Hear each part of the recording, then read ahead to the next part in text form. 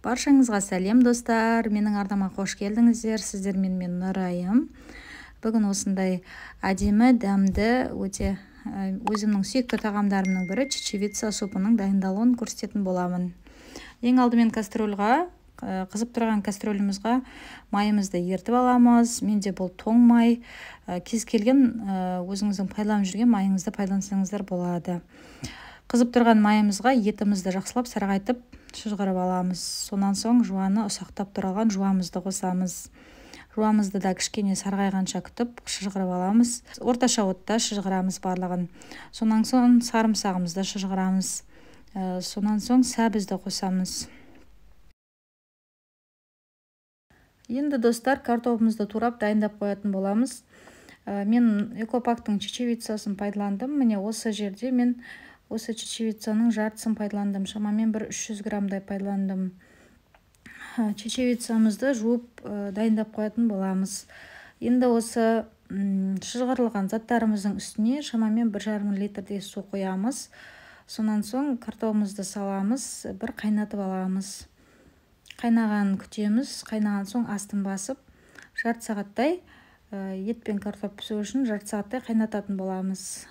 Жай отта қайнатамыз.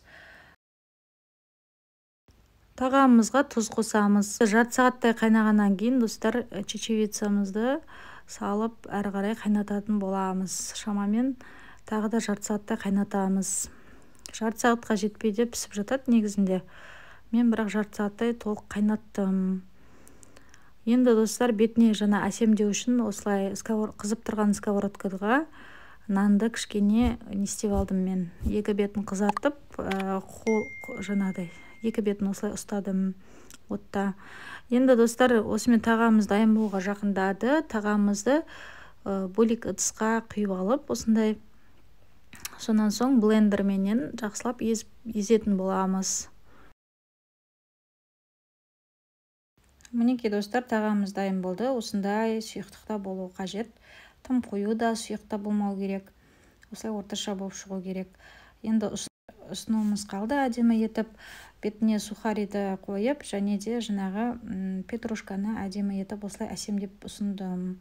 Және достар, ең соңғы штрих бұл бізде лимонның шырынын кішкене сығып сорпамызға ұсынатын боламыз. Лимон өте ерекше дәм береді, міндетті түрде қосуларыңыз керек. Жалпы бұл чечевица тағамның ең жаңағы дәм беретін бұл чеснок, сарымсақпенен осы лимон. Сондықтан міндетті түрде қосыңыздар. Достар, арнама жазылып, лайк басып, менің видеоларымды қолдап отырыңыздар. Осы күнге дейін қолдап келген көрермендеріме алғысым шексіз. Әзірге сау болыңыздар.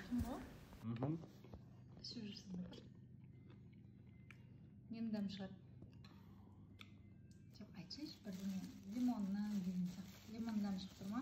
Лимон дәмі шығып тұр, сосын петрушканың. Сосын? Жарық па я бірден?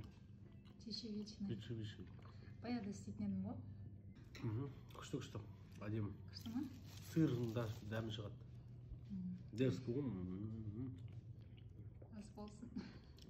Рахмет.